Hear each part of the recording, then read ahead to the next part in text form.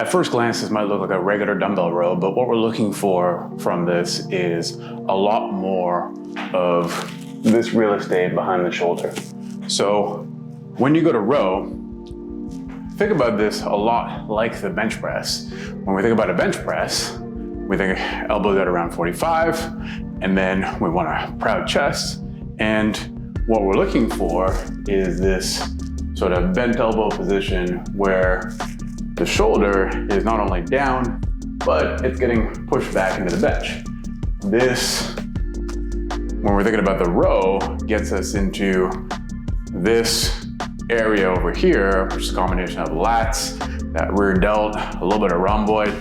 And what we're looking for in this row is to emulate that same benchy position on one arm, essentially, but then bent over. So we're gonna actually resist that on the way down. So every time you're looking for a slight pause at the top, and you're looking to feel that shoulder staying in place and retracted, the tendency is often going to be to either turn away from that feeling or to go way too far out.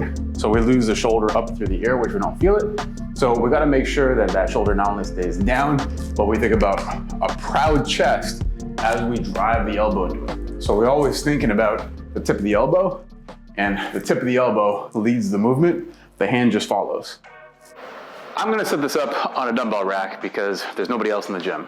If you're doing this in a commercial gym, I highly recommend that you do this on a bench, because setting up in front of everybody by the dumbbell rack is kind of a dick move because you're just in the way. So just a pro tip, but when you do set this up, what you're looking for is a 3-point stance. So 2 feet on the ground, 1 foot or one hand on something. So what I want is 1 foot staggered, so staggered back, to move it out of the way of my rowing hand. So my feet start beside each other, and I bend at the waist, anchor myself over my hand, and making sure I'm close enough so that my shoulder stays over my hand rather than in front of me. This gives me a pretty strong position.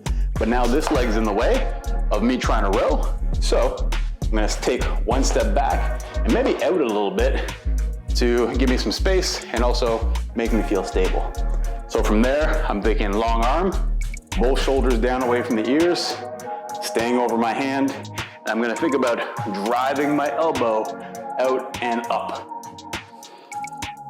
What I do wanna make sure of is that I do keep a little bit of an angle on this bell.